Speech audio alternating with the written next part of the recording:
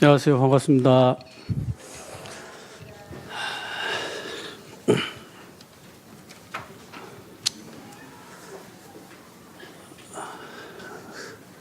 무슨 말로 시작을 해야 될지 잘 모르겠습니다. 바울 사도는 하나님 앞에서 자신을 죄인의 계수다 이렇게 고백을 하는 것을 보게 되고, 구약에 보면은 그 무비보셋이라는 사울의 손자가 있는데 다윗이 요나단을 인해서 이제 은총을 베풀어서 왕의 상에 먹도록 이렇게 했을 때 무비보셋이 이 죽은 개 같은 나를 돌아보시나이까 이렇게 이야기하는데, 하나님 앞에 나와가지고 이렇게 이 예배를 드릴 때마다 참 이 죽은 개 같은 나를 어떻게 주님께서 사랑하시고 은총을 베푸셨는가 하는 생각을 하게 되면 모든 것이 하나님의 은혜라는 것을 다시 한번 생각을 하게 됩니다. 이 시간에도 또 귀한 하나님의 말씀을 이렇게 교제를 할 수 있는 것 자체가 하나님의 은혜고, 참 모든 영광을 하나님께 돌리기를 원합니다. 오늘 우리가 교제하게 될 말씀은 구원에 관한 말씀입니다. 예수 그리스도의 복음의 진리는 모든 진리 위에 진리다 이런 말이 있습니다. 그러니까 구원에 관한 말씀은 다른 말씀도 다 중요하지만 무엇보다도 중요한 내용이 아닌가 이런 생각을 하게 됩니다. 우리는 이 땅에 사는 게 나그네 인생이죠. 얼마 안 있으면 우리는 모두가 다 이 세상을 떠나게 됩니다. 여기서 부하게 사는 사람도 있고 가난하게 사는 사람도 있고 뭐 이렇게 높은 사람도 있고 낮은 사람도 있고, 또 어떤 사람은 건강하게 사는 사람도 있고 병든 사람도 있고, 이 세상에 사는 삶은 여러 가지 삶이 있지만 그러나 다 잠시 일시적인 것이죠. 그러나 이 세상을 떠나게 되면 이제 우리는 영원한 세상으로 들어갑니다. 여기는 일시적이고 임시적인 세상이지만 이 세상을 떠나서 영원한 나라에 들어가게 되면 그곳에서는 이제 영원한 삶을 살게 되죠. 어떤 사람은 천국에서 하나님과 함께 영생 복락을 누리면서 영원히 사는 사람도 있을 거고, 어떤 사람은 지옥에서 사탄 마귀와 함께 영원히 고통받는 그러한 영원한 고통의 시간을 보내게 될 것입니다. 그렇기 때문에 구원이란 것은 아무리 강조해도 지나침이 없을 정도로 중요한 것임을 생각을 하게 됩니다. 성경에서 지옥에 관해서 가장 많이 말씀하신 분이 누군지 아시죠? 예수님께서 그 누구보다도 지옥에 관해서 많이 언급을 하셨어요. 또 분명하게 지옥에 관해서 말씀을 하셨습니다. 그렇기 때문에 지옥에 관한 것을 누구보다도 잘 아시는 예수님이기 때문에 참 그 지옥의 심각성에 대해서 손을 찍어버리고 눈을 빼버려도 가면 안 된다. 아마 죽어서 안 갈 수 있으면 목숨을 버려서라도 가지 마라 이렇게 했을 거예요. 그런데 죽으면 회개할 기회가 없기 때문에 죽지 않는 한 모든 수단과 방법을 다 어떤 대가를 치르더라도 지옥을 가서는 안 된다. 이렇게 예수님이 말씀을 하십니다. 우리가 잘 아는 부자와 그 거지 나사로의 비유도 주님이 말씀하셨죠. 부자는 돈이 엄청 많은 사람이에요. 돈이 엄청 많은 사람이기 때문에 자기가 하고 싶은 거 다 하고 먹고 싶은 거 다 먹고 이 세상에서 아무 부족할 것이 없이 호화로운 연락하는 그런 생활을 했던 사람이에요. 그런데 나사로라는 거지는 몸이 병들어가지고 뭐 일도 하지 못하니까 그 부잣집 밑에서 구걸하면서 먹고 살게 되죠. 그런데 두 사람 다 죽었어요. 그런데 어떻게 됐습니까? 부자는 지옥에 가서 고통을 받고, 나사로는 아브라함 품에 안겼다. 천국에 간 거죠. 부사가 지옥에서 서늘한 물 한 방울이라도 위로를 받고 싶었지만 지옥은 끔찍하게도 서늘한 물 한 방울도 위로가 안 되는 그런 곳이고 또 큰 구렁이 있어서 한 번 들어가면 결코 빠져나올 수 없는 그런 절망적인 곳입니다. 그렇기 때문에 우리가 이 땅에 이 세상에서 어떻게 사느냐 이거보다는 영원한 나라에 들어갔을 때 우리가 과연 어디에서 영원한 삶을 살 것인가, 이것이 바로 우리가 현재 구원의 문제를 정확하고 분명하게 하지 않으면 안 되는 중요한 이유가 되겠죠. 그래서 아마 구원에 관한 이 부분에 대해서는 아무리 강조해도 지나침이 없을 것입니다.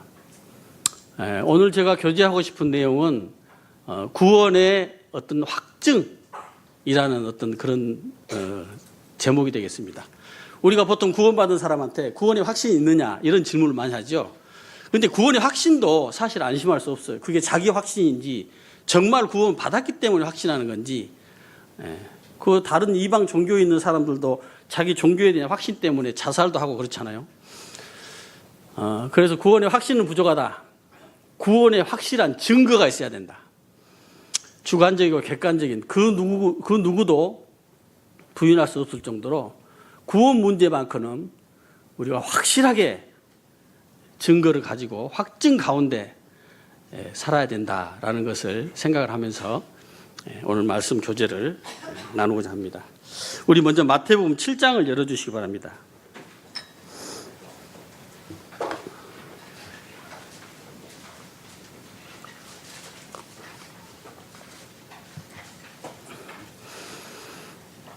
마태복음 7장 21절입니다.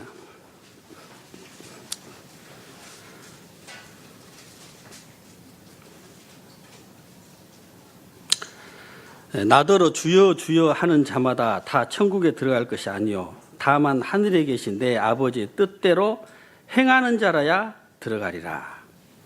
그날에 많은 사람이 나더러 이르되 주여 주여 우리가 주의 이름으로 선지자 노릇하며 주의 이름으로 귀신을 쫓아내며 주의 이름으로 많은 권능을 행하지 아니하였나이까 하리니 그때에 내가 그들에게 밝히 말하되 내가 너희를 도무지 알지 못하니 불법을 행하는 자들아 내게서 떠나가라 하리라.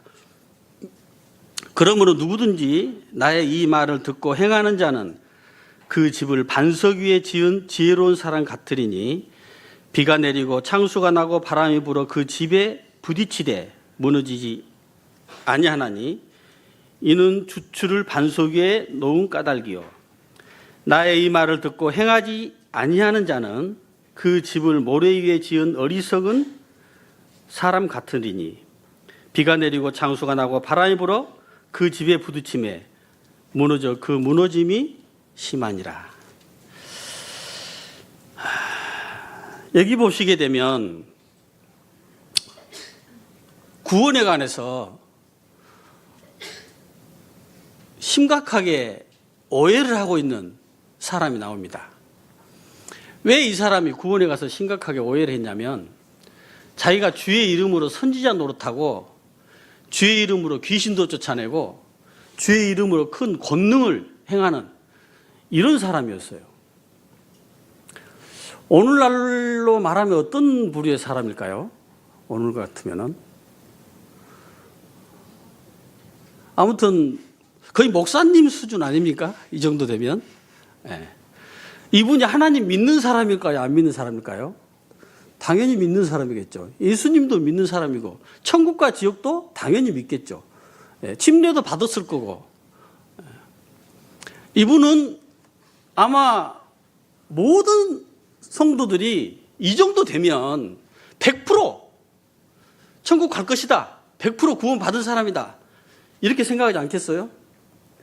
주님의 이름으로 선지자 노릇도 하고 목사도 그냥 목사님이 아니에요. 막 권능도 행하고 귀신도 쫓아내니까 상당히 유능한 목사님이에요, 보면. 그런데 이분이 죽어가지고 주님 앞에 갔는데 주님이 뭐라 하겠습니까? 나는 너 모른다. 무슨 뜻이에요? 너는 구원 안 받았다 이 말이죠. 구원 안 받았다. 이 사람은 자기가 구원 받은 줄 알았어요. 그래서 무슨 소리냐고 주님한테 내가 선지자 노릇하고 귀신도 쫓아내고 능력도 행하고 이렇게 내가 사는 사람인데 주님은 이 사람한테 구원 안 받았다는 겁니다. 이유가 뭐예요? 주님은 왜 이 사람이 구원 안 받았다 했습니까? 주님이 이 사람에게 문제를 언급하는 것은 뭐냐면 하늘에 계신 내 아버지 뜻대로 행하는 자라야 천국에 들어가는데 이 사람은 하나님 뜻대로 행하지 않았어요. 하나님 뜻대로 행하지 않았어. 오히려 불법을 행한 사람이에요. 불법을 행한 사람. 그러니까 이 사람이 모든 것을 다 믿고 모든 것을 구원받았다고 하는 사람인데 예수님은 뭐라고 하냐면 네가 내 아버지 뜻대로 행하지 않았기 때문에 너는 구원 안 받았다. 이렇게 말씀하고 있는 겁니다.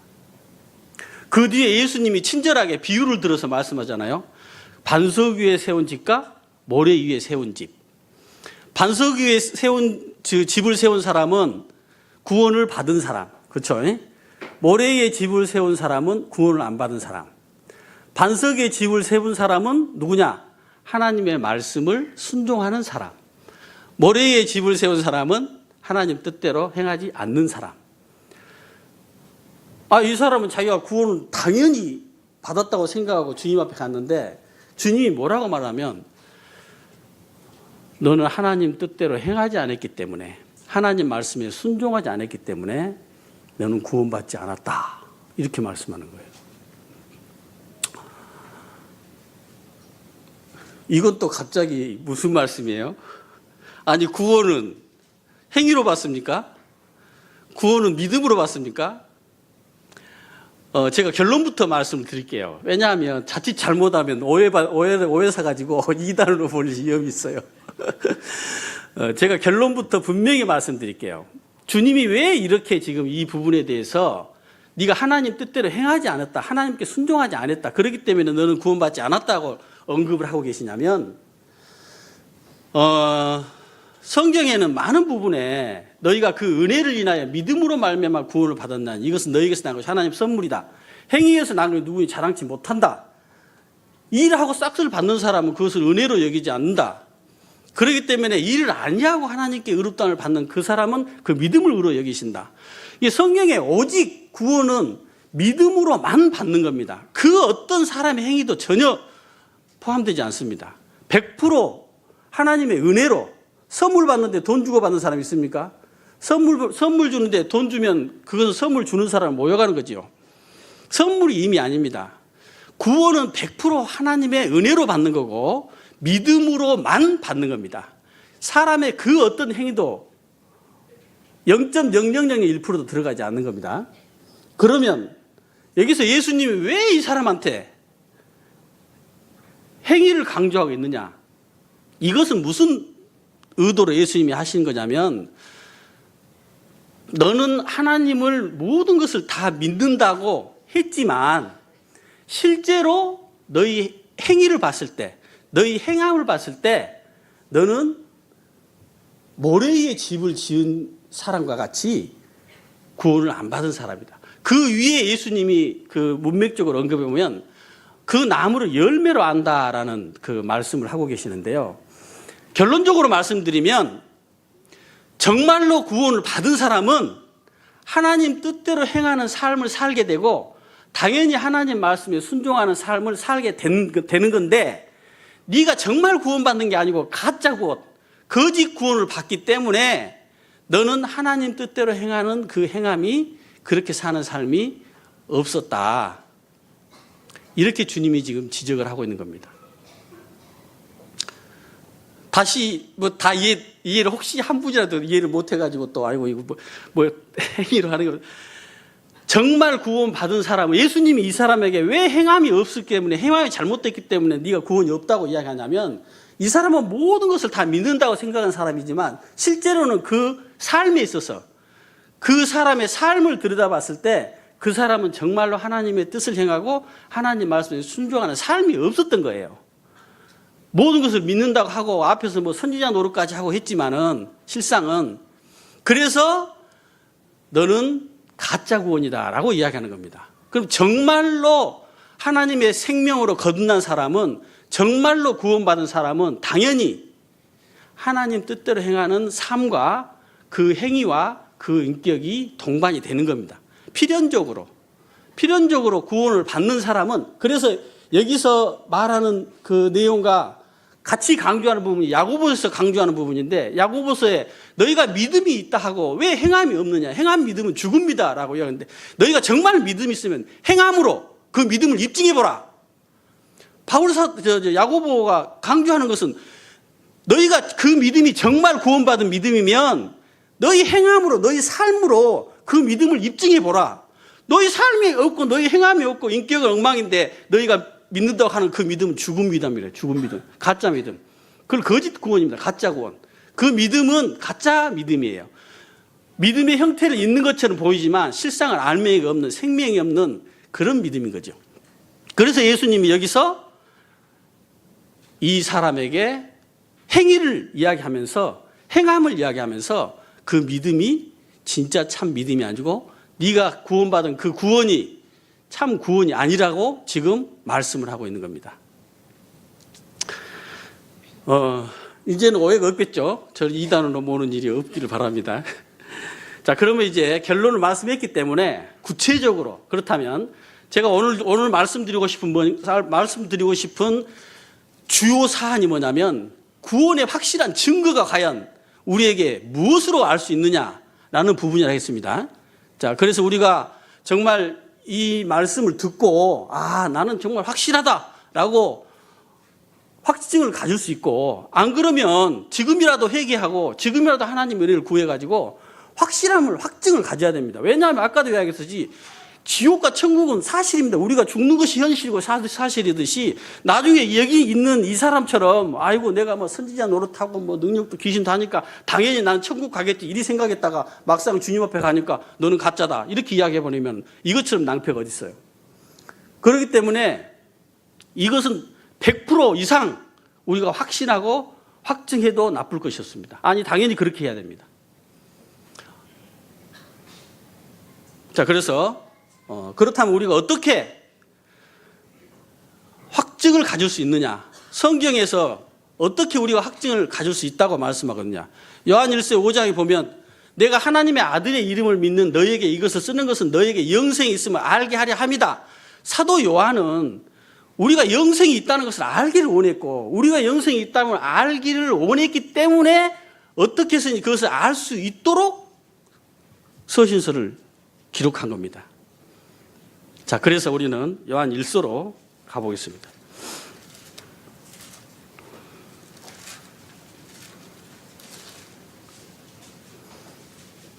요한 1서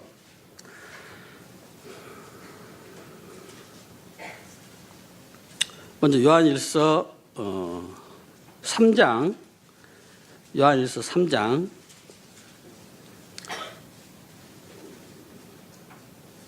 자, 10절 보겠습니다. 3장 10절. 요한일서 3장 10절. 자, 이러므로 하나님의 자녀들과 마귀의 자녀들이 드러나나니 무릇 의를 행하지 아니하는 자나 또는 그 형제를 사랑하지 아니하는 자는 하나님께 속하지 아니하니라. 자, 여기 분명히 구원받은 사람과 구원받지 않은 사람 딱 규정해 놓고 있죠. 하나님 자녀와 마귀의 자녀. 자, 그 다음에 또 거기에 대해서 언급한 부분이 뭡니까? 형제를 사랑하지 아니하는 자는 뭐라고요? 구원받지 않는 사람이다. 형제를 사랑하지 않는 자는 구원받지 않는 사람이다. 자, 14절 봅시다. 14절. 우리는 형제를 사랑함으로 사망에서 옮겨 생명으로 옮겨간 줄을 알거니와 사랑하지 않은 자는 사망에 머물러 있느니라. 이거는 초등학생도 딱 읽으면 뭔 말인지 다 이해되는 거죠. 자, 형제를 사랑함으로 뭐라고요? 사망에서 생명으로 옮겨간 줄을 안다. 다시 말하면 형제를 사랑하는 그 마음이 있으면 구원받은 사람이다. 근데 뭐라고요? 형제를 사랑하지 않으면 사망에 머물러 있다. 구원받지 않았다 이 말입니다. 그러니까 구원받은 사람의 첫 번째 특징은 뭐냐면 똑같이 구원받은 다른 형제 자매를 사랑해요. 사랑하려고 노력한 게 아니에요. 그냥 사랑스러워요. 예? 그냥 그 순간부터 그 사람이 딱 구원받고 그 순간부터 자기가 동일하게 구원받은 다른 형제자매가 얼마나 귀하게 보이고 얼마나 사랑스럽게 보이고 그런지 몰라요. 그런 마음이 저절로 생겨요. 구원받은 사람은. 근데 구원받지 않은 사람은 그게 없어요. 그래서 형제를 사랑함으로 사망에서 생명으로 옮겨간 줄 안다. 형제를 사랑하지 않으면 여전히 사망이 있다.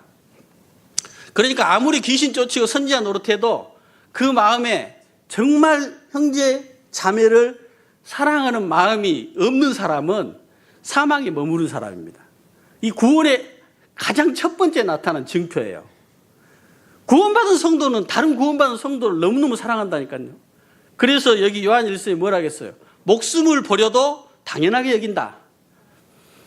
목숨을 버리면 잘한다 이렇게 이야기 안 했잖아요. 그가 우리를 위하여 목숨을 버리셨는지 우리도 형제를 위하여 목숨을 버리는 것이 뭐라고요? 당연하다. 그것은 아주 자연스러운 현상이에요. 자연스러운 현상.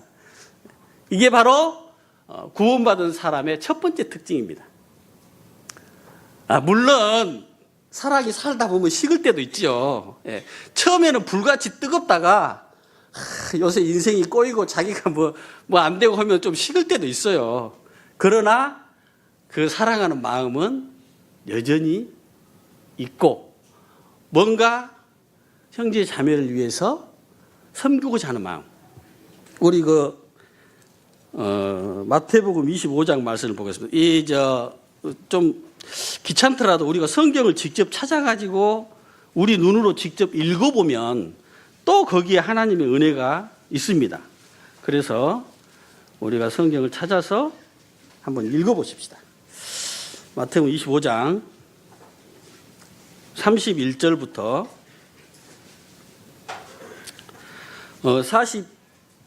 46절까지 있겠는데요. 31절은 자매님이 있고 32절은 형제님이 이렇게 교독으로 읽겠습니다. 자, 자매님들 먼저 시작.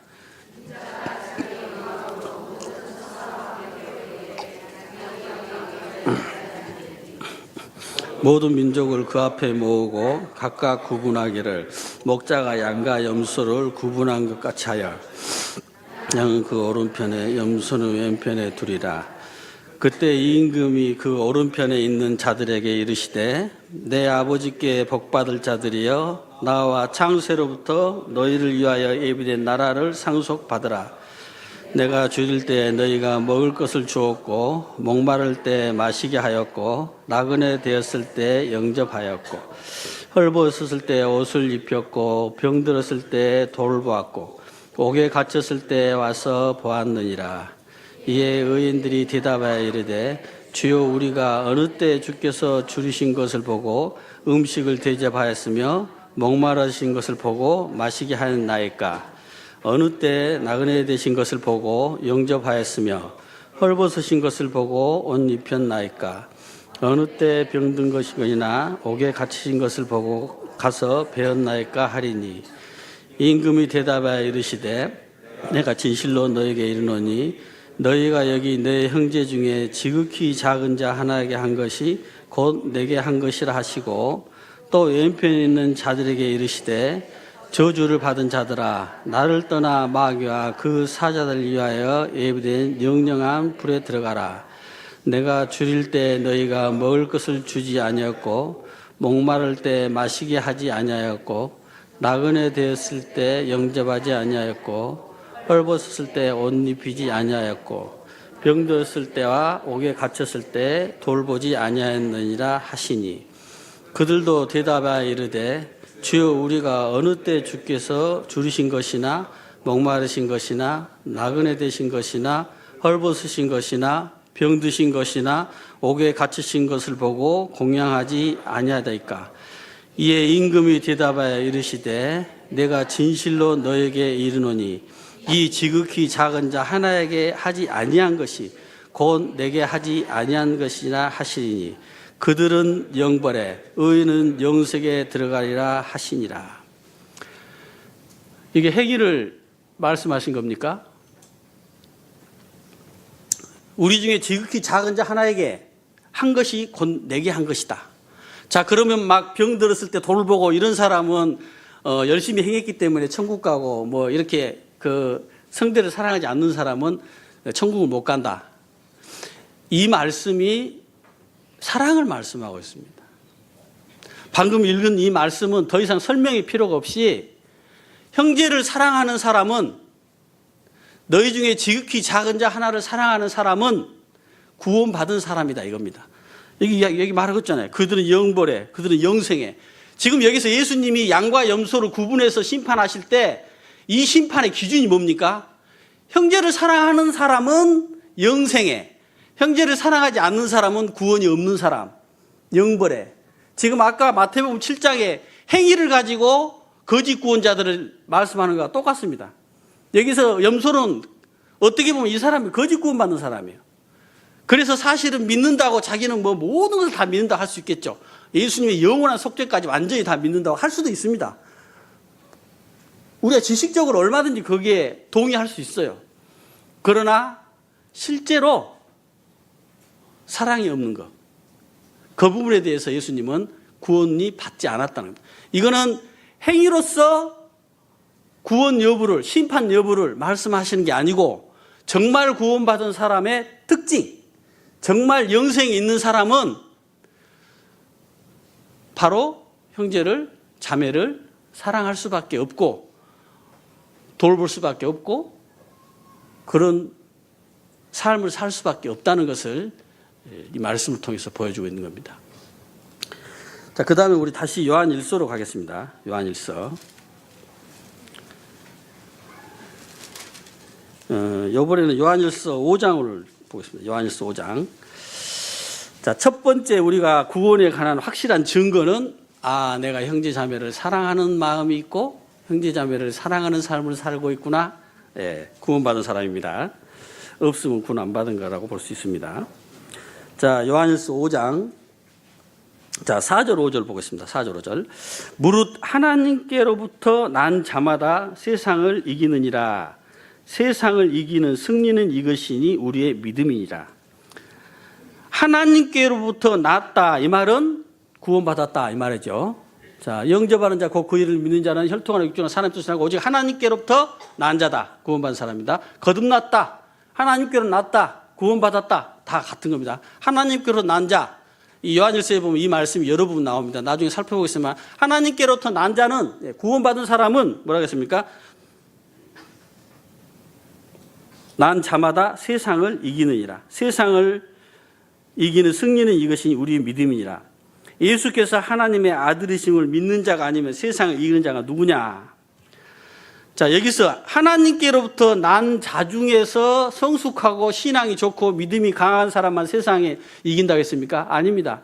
하나님께로부터 난 사람, 구원받은 사람은 모두 다 세상을 이깁니다. 제 말이 아니고 성경에서 방금 우리가 읽었지 않습니까?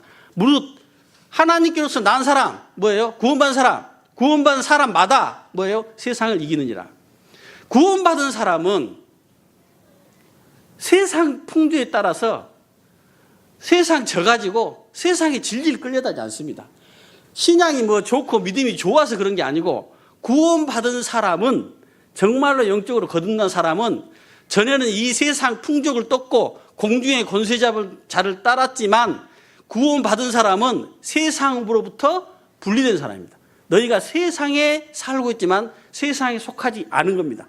구원받은 사람은 구원받는 순간 그의 가치관이 이 세상의 것들이 아니라 위의 것들, 영원한 것들, 하나님의 것들로 가치관이 완전히 바뀌게 돼요.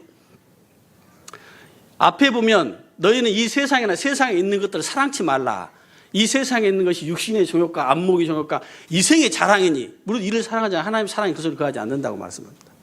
그러니까 육신의 정욕과 안목의 정욕과 이생의 자랑을 쫓아서 가는 게 세상이에요.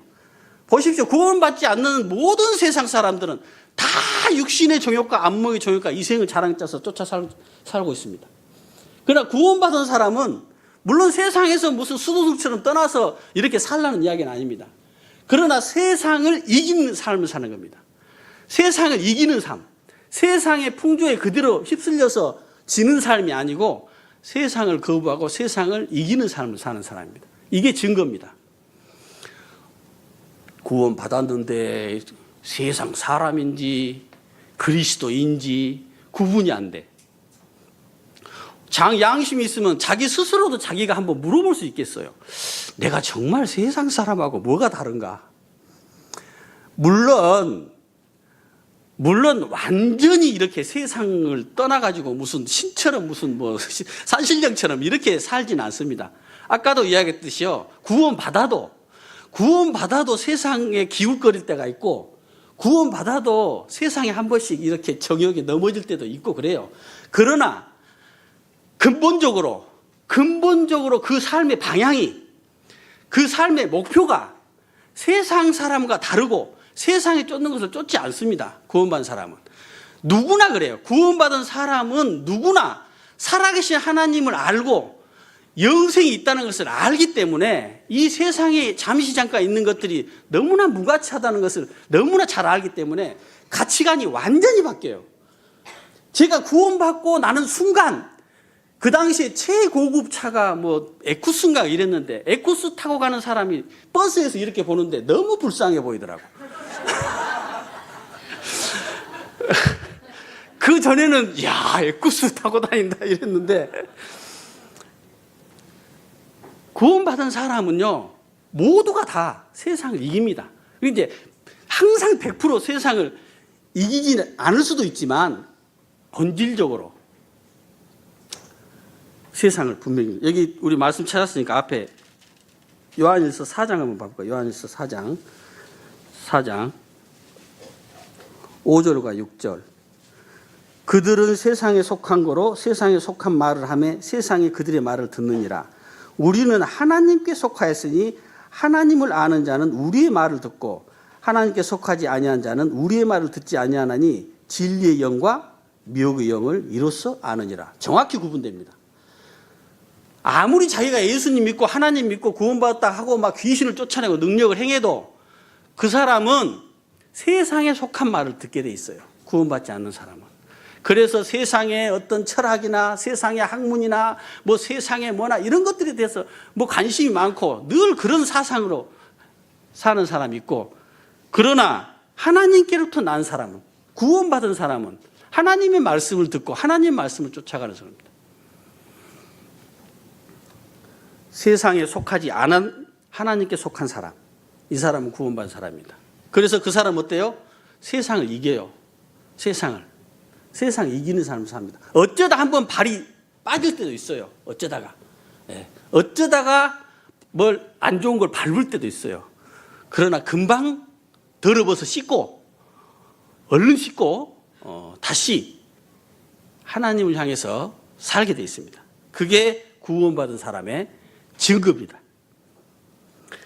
자, 그 다음에 우리가 이제 요한일서 그 3장 8절로 잠깐 보겠습니다. 8절로 10절까지. 죄를 짓는 자는 마귀에게 속하나니 마귀는 처음부터 범죄함이라. 하나님의 아들이 나타나신 것은 마귀를 멸하러 하심이라. 하나님께로부터 난 자마다, 여기도 하나님께로부터 난 자 나오죠. 하나님께로부터 난 자는 뭐예요? 구원받은 사람. 네. 하나님께로부터 난 자는 구원받은 사람. 구원받은 사람은 어떻게 된다어요? 죄를 짓지 아니하나니 이는 하나님의 씨가 그의 속에 거하며 그도 범죄하지 못하는 것은 하나님께로부터 났습니다. 이러므로 하나님의 자녀들과 마귀의 자녀들이 드러나나니, 자, 구원받은 사람, 구원받지 않은 사람이 분명히 드러나고 있어요. 구원받지 않는 사람은 죄를 짓고 사는 거고, 구원받은 사람은 죄를 짓지 않고 살고, 구원받지 않는 사람은 죄를 짓고 산다 이거예요. 그래서 하나님께 난 사람, 구원받은 사람은 죄를 안 짓습니다. 네, 죄를 짓지 않는다고 했지 않습니까? 자, 그래서 이거를 가지고 분명히 알 수 있다. 그러면 또 부담되는 부분이 있기 때문에, 아니, 죄를 지금 내가 짓고 있는데 내가 그럼 구원받지 않았는가? 또 이렇게 부담되기 때문에 우리 잠깐 한 장만 앞에 넘기시면, 잠깐 한 장만 앞에 시면 요한일서 1장 8절로, 요한일서 1장 8절로, 만일 우리가 죄가 없다고 말하면 스스로 속이고 또 진리가 우리 속에 있지 아니한 것이요, 만일 우리가 우리 죄를 자백하면 그는 미쁘시고 우사 우리 죄를 사하시며 우리를 모든 불에서 깨끗게 하실 것이요, 만일 우리가 범죄하지 아니하였다 하면 하나님이 거짓말하는 이로 만드는 것이니 또한 그의 말씀으로 서있지 아니하리라. 이것도 뭔 말이에요. 우리가 죄를 범죄 안 했다면 우리는 거짓말한 자라고 이야기했어요. 그러니까 아까도 이야기했듯이 정말 구원받은 사람은 죄 속에 빠져가지고 죄 속에 죄의 쾌락을 즐기면서 그 죄를 즐기면서 죄 속에 빠져서 살지 않는다는 이야기입니다. 근데 잠깐 실수로 발을 헛디뎌 가지고 죄를 범할 수가 있어요. 그러면은 즉시 하나님께 자백하고 다시 죄를 범하지 않는 삶을 사는 거예요. 다시 말하면 거룩한 삶을 추구하는 것입니다. 구원받은 사람은 자기 자신이 너무너무 추악한 더러운 죄에서 깨끗하게 된 사실을 알게 되는 거예요. 그래서 죄를 증오하게 되죠. 그 죄 때문에 또 하나님의 아들인 예수님 십자가에 죽을 만큼 끔찍한 죄 아닙니까? 그럼에도 불구하고 육신이 연약한지라 또 죄가 유혹하면 정신없이 넘어갈 때도 있습니다. 그래서 우리가 아예 죄가 없으면 거짓말하는 거예요. 그렇지만 하나님께로 난 자는 그 인생의 본질이, 그 인생의 방향이, 그 인생이 추구하는 그 목표가, 그 삶이 늘 추구하는 목표가 거룩함을 추구하고 죄를 될 수 있으면 안 지려고 노력하는 그런 삶을 사는 사람이 구원받은 사람이란 겁니다. 죄를 지어도 대수로 여기고 뭐 어쩔 수 없지 뭐 죄를 지어도 다 용서됐으니까 하면서 죄를 심상히 여기고 죄 가운데 빠져 사는데도 뭐 아무 일 없이 이렇게 사는 것은 구원을 의심해 봐야 되는 겁니다. 그러면 구원을 의심해 봐야 돼요. 습관적으로 반복적으로 계속적으로 죄를 짓고 사는 삶을 사는데도 불구하고 아무 일이 없다. 하나님 말씀하고 안 맞아요. 그래 놓고도 내가 구원받았다고 말하면 이 성경의 말씀하고 안 맞습니다. 하나님은 분명히 하나님께로 난 자는 죄를 짓지 않는다 라고 말씀을 하고 있습니다. 우리 한 장 또 넘기면은 요한일서 5장에 보면 16절 보겠습니다. 5장 16절. 누구든지 형제가 사망에 이르지 아니하는 죄를 범하는 것을 보거든 구하라. 그리하면 사망에 이르지 아니하는 범죄자들을 위하여 그에게 생명을 주시리라. 사망에 이르는 죄가 있으니 이에 관해서 나는 구하라 하지 않노라. 여기는 만약에 구원받은 성도가 죄를 범할 때 하나님의 심판, 하나님의 징계를 말씀하고 있어요. 그래서 사망에 이르는 죄도 있습니다. 다시 말하면 어떤 죄는 형제가 사망에 이르지 않은 죄가 있어요. 어떤 죄일까요? 아직 안 죽었어. 그 성도가 구원받은 분명히 성도인데 죄를 범했어요. 근데 아직 안 죽었어. 그거는 하나님의 사망이라는 심판을 받을 만큼의 심각한 죄가 아니에요. 그 사람은 회개하고 또 같은 우리 형제가 가서 돌이키고 회복할 수 있는 부분이 있습니다. 우리 앞에 좀 넘어가서 히브리서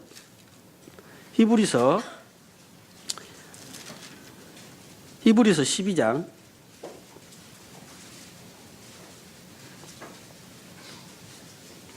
6절로 보겠습니다. 히브리서 12장 6절.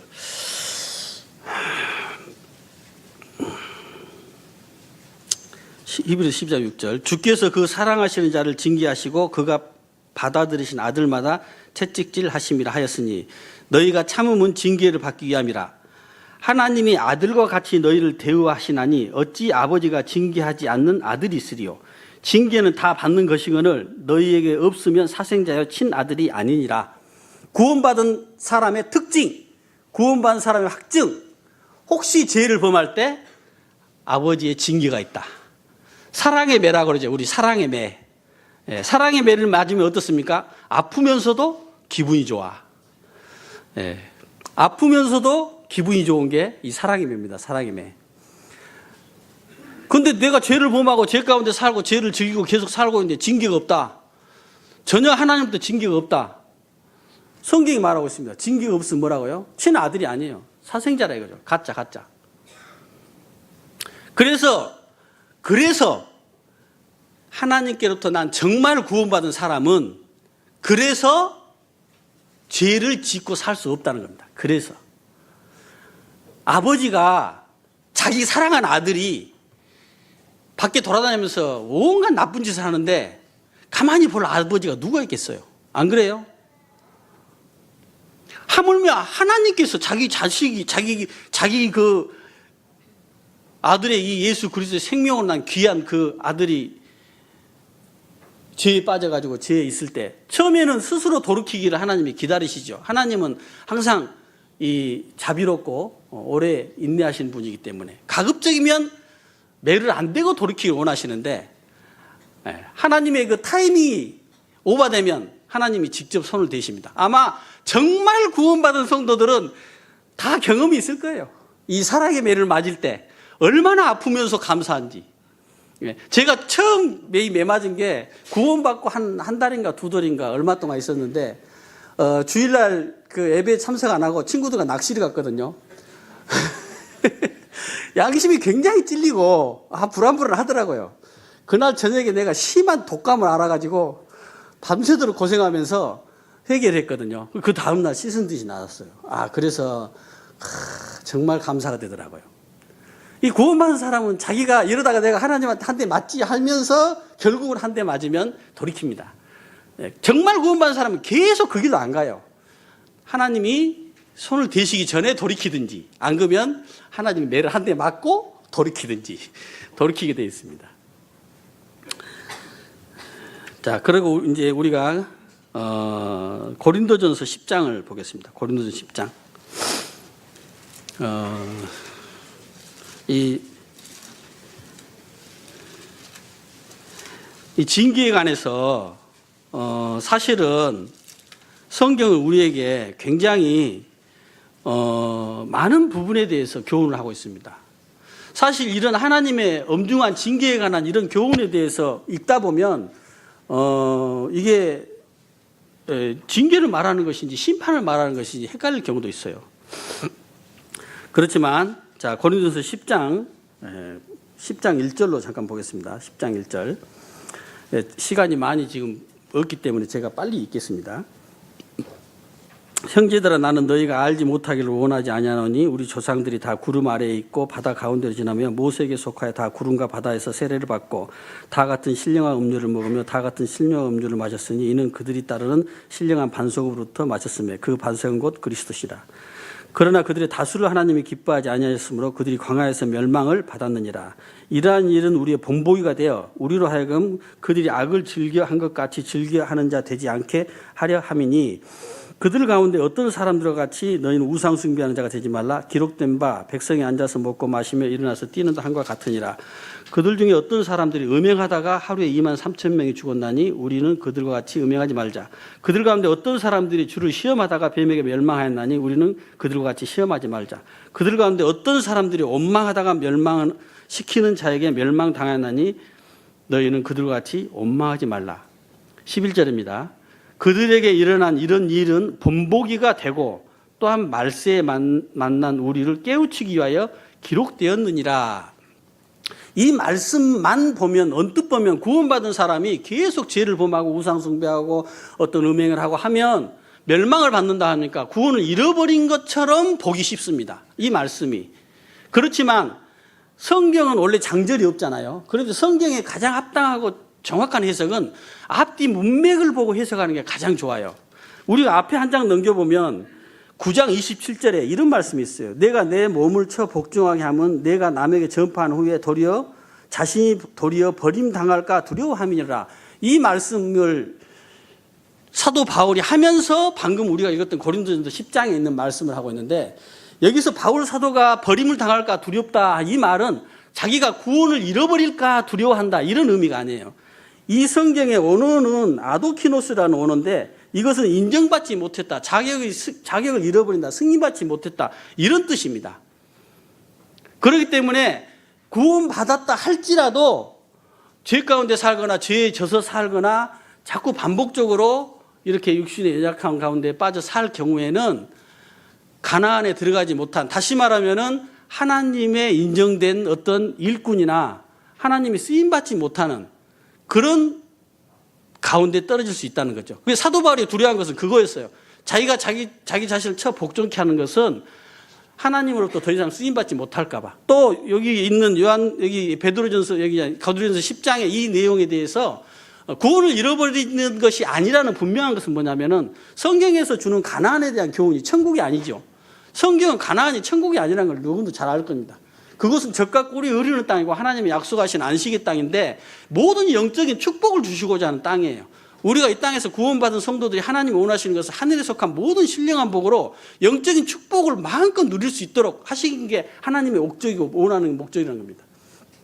그렇기 때문에 육신에 져서 육신대로 살지 않고 성령으로 승리하는 삶을 사는 사람은 그러한 가나안과 같은 영적인 축복에 참여하는 거고, 또한 영적 전쟁 가운데 승리하는 삶을 사는 것을 하나님이 약속하는 거예요. 그러나 여기서 방금 읽은 이러한 이스라엘 백성들이 계속적으로 승리의 삶을 살지 못하고 죄에 끌려갔다 나왔다 끌려갔다 나왔다, 이런 부분에 대해서는 이제 정말로 하나님이 인정하고 승인받는 그러한 성도로서의 삶에 자격을 상실할 수 있다, 이런 부분들을 교훈하고, 이게 뭐예요? 교훈적으로 우리에게 말씀하신 게, 교훈적으로 그 핵심이 뭔지 고린도전서 1장부터 쭉 읽어보게 되면 사도 바울은 계속 고린도 교회 분쟁 문제나 육신 음행 문제나 우상 문제나 무슨 문제에 대해서 계속적으로 교훈하면서 지금 그 맥락 가운데 여기까지 온 거예요. 그러니까 너희가 이 이스라엘 백성들이 광야에서 범죄하고 실패한 것처럼 그렇게 세상 그 육신적인 죄 가운데 빠지면 안 된다는 교훈을 지금 하고 있는 겁니다. 그래서 이걸 경계로 하는 것은 구원을 잃어버린다는 것이 아니라 정말로 하나님의 일꾼으로, 하나님의 쓰임받는 사람으로, 하나님의 자격 있는 사람으로 하나님한테 인정받는 그런 사람으로서 하나님 앞에 서야 되는 것을 말씀을 하고 있는 것을 보게 돼요. 자, 그럼 고린도 전서를 찾았으니까 이제 고린도 후서를 보겠습니다. 고린도 후서 5장입니다. 고린도서 5장 17절. 자, 그런즉 누구든지 그리스도 예수 안에 있으면 새로운 피조물이라, 이전 것은 지나갔으니 보라 새 것이 되었도다. 자, 이제 구원받은 사람은 하나님의 징계가 있다는 그 증거가 있습니다. 자, 그것은 이제 또 하나의 확증이 되는 거고, 자, 여기서 분명히 거듭난 사람, 구원받은 사람은 새로운 피조물이 된 겁니다. 새로운 피조물. 옛 피조물이 좀 더 개선되고 좀 더 좋아지는 게 아니고 새로운 피조물이에요. 베드로전서 1장 22절인가에는 개가 다시 그 토한 것을 먹고 돼지가 그 더러운 곳에 다시 눕는다, 이런 표현이 있거든요. 그러니까 자기가 아무리 구원받는다 하더라도 새로운 피조물로서의 습성, 또 옛날 피조물로서 여전히 그러한 어떤 습성과 그러한 삶이나 그러한 모습, 이게 구분이 완전히 되는 거예요. 이게 완전히. 그래서 뭐 돼지가 원래 돼지였는데 건강하고 좀 멋진 돼지가 되는 게 아니고, 돼지가 아니고 이제는 양으로서 새로 태어난 겁니다. 그래서 옛날 옛 사람이 있을 때 그 사람 피를 뽑아가지고 국립과학수사연구소에 그 친자 감식 의뢰를 해보면 그 사람 DNA하고 아담 DNA하고 일치를 해요. 근데 새로운 피조물로 거듭난 사람은 피를 빼가지고 친자 감별해보면 예수 그리스도와 DNA가 일치해요. 네. 이 유전자 감석에 이 친자 감별해보면 이 DNA가 누구와 일치했는지, 새로운 피조물인지 유전자가 완전히 바뀌는 사람으로 태어난 겁니다. 완전히. 그냥 단순히 옛날 게 좀 개선되는 게 아니고. 그런데 구원받았는데도, 자기가 구원받았다 하는데도 뭐 전혀 별 새로운 것이 없다. 뭔가 이상하지 않습니까? 하나님이 그거밖에 안 돼요? 예수 그리스도의 복음의 능력이 그거밖에 안 됩니까? 하나님의 성령이 그 사람 속에 들어갔는데 그 사람이 아무 일도 일어나지 않았다. 그거는 있을 수가 없는 일이죠. 자, 우리 고린도전서 6장으로 보겠습니다. 고린도전서 6장 보겠습니다. 고린도전서 6장. 고린도전서 6장. 고린도전서 6장 19절 20절입니다. 너희 몸은 너희가 하나님께로부터 받은 바 너희 가운데 계신 성령의 저인 줄을 알지 못하느냐. 너희는 너희 자신의 것이 아니라 값으로 산 것이 되었으니 그런즉 너희 몸으로 하나님께 영광을 돌리라. 여기에 뭐가 일어났냐면 소유권 이전이 일어났어요. 여러분 부동산 매매를 해보신 분은 아시겠지만 부동산 매매를 하게 되면 그 소유권이 넘어갑니다. 그런데 소유권이 넘어가면 소유권이 어떻게 넘어갔는지 내역이 기록되어 있어요. 예를 들어서 증여를 했다. 그러면 증여에 의한 소유권 이전. 또는 매매를 했다. 그러면 매매에 의한 소유권 이전. 그래가지고 등기부등본을 딱 띄면 집주인의 이름이 딱 바뀐 거예요. 여기는 증여랄지 상속은 그 대가가 없이 그냥 공짜로 무증으로 주는 거죠. 근데 여기 보면 값을 치르고 산 거예요. 그러니까 이거는 매매에 의한 대가를 치르고 샀기 때문에 매매에 의한 소유권 변동이 생긴 겁니다.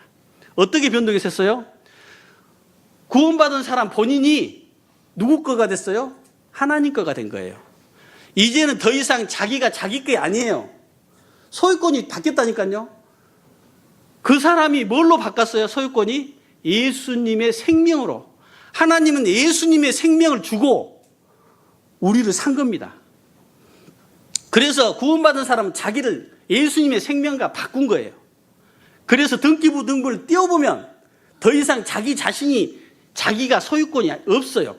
하나님이 그 사람의 소유권이 된 겁니다. 하나님은 예수님의 영원한 생명을 주고 그 사람을 산 거예요.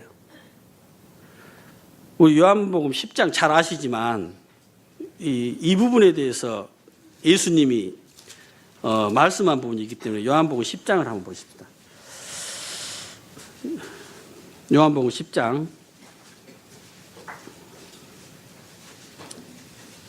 28절 29절. 자, 우리 다 같이 읽어보십시다. 다 같이 28, 29 시작. 내가 그들에게 영생을 주노니 영원히 멸망하지 아니할 것이요 또 그들을 내 손에서 빼앗을 자가 없느니라. 그들을 주신 내 아버지는 만유보다 크심에 아무도 아버지 손에서 빼앗을 수 없느니라. 여기 29절에 내가 그들에게 영생으로 영원히 멸망하지 아니할지요 또 그들을, 근데 여기도 29절에 아무도라는 말이, 여기도 아무도라는 말이 들어갑니다. 28절에도. 그러니까 다시 말하면은 구원받은 사람은 그 소유권이 예수님에게 옮겨졌는데 뭐라고요? 예수님은 더 이상 소유권 변동은 없다. 아무도 들어가. 아무도. 예수님이 한 번 우리를 주고 산 소유권 변동된 것을, 그러니까 구원받은 자신도 예수님, 내가 예수님 믿고 살아보니까 불편한 게 많고 그래가지고 좀 물르고 싶어요. 안 돼요. 미안하지만 한 번 소유권 이동이 일어난 예수님은 다시는 내가 빼앗기지 않는다. 그 다음에 예수님은 이중장금을 했어요. 이중장금. 이것을 아버지 손에서도 아무도 빼앗을 수 없다. 그러니까 구원받은 사람은 예수님에게 완전히 소유권이 넘어갔는데 예수님 내 건 더 이상 뺏기지 않고 주지도 않을 뿐만 아니라 등기 권리증을 소위 말하면 아버지한테 맡겨놓은 거랑 똑같아. 그러니까 그걸 뺏어오려면 하나님 손에서 뺏어와야 되고 예수님 손에서 뺏어와야 돼요. 그래서 아버지 손에서도 뺏어올 수 없고 예수님 손에서 뺏어올 수 없어요. 그렇기 때문에 구원을 한 번 받으면 소유권이 예수님으로 넘어가 버렸기 때문에, 소유권이 하나님으로 넘어가 버렸기 때문에 이제는 지옥 가고 싶어도 못 가요. 이제는. 네. 그리고 자기 마음대로 살 수도 없어요. 이제 미안하지만 소유권을 넘겨줬기 때문에요, 그 사람은 철저하게 하나님이 개입하시고 간섭하시는 겁니다. 철저하게. 이거는 그 누구도 어떻게 예수님 손에서 빼앗을 수 있겠습니까? 예수님은 안 한다는데. 예수님이 우리 인간입니까? 하나님은 인생이 아니시니 시건치 아니시고 인자가 아니시고 후회함이 없으셨다. 하나님은 그런 분이 아니에요. 하나님은 한 번 알았다 하면 끝까지 알았는 분입니다. 변함이 없으신 분이기 때문에. 시간이 다 돼버렸기 때문에 말씀 한 장만 읽고 이제 마치겠습니다. 우리 로마서 8장 보겠습니다. 로마서 8장.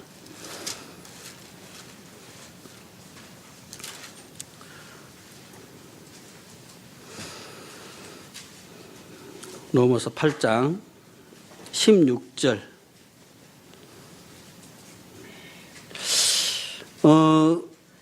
우리 14절부터 17절까지 같이 읽겠습니다. 같이 읽어보겠습니다. 로마서 8장 14절부터 17절까지요. 시작. 무릇 하나님의 영으로 인도함을 받는 사람은 곧 하나님의 아들이라. 너희는 다시 무서워하는 종의 영을 받지 아니하고 양자의 영을 받았으므로 우리가 아빠 아버지라고 부르짖느니라. 성령이 친히 우리 영과 더불어 우리가 하나님 자녀인 것을 증언하시나니 자녀임은 또한 상속자 곧 하나님의 상속자여 그리스도와 함께하는 상속자니 우리가 그와 함께 영광을 받기 위하여 고난도 함께 받아야 할 것이니라. 또 하나의 구원받은 사람의 확실한 증거는 성령의 증거가 있습니다. 성령의 증거.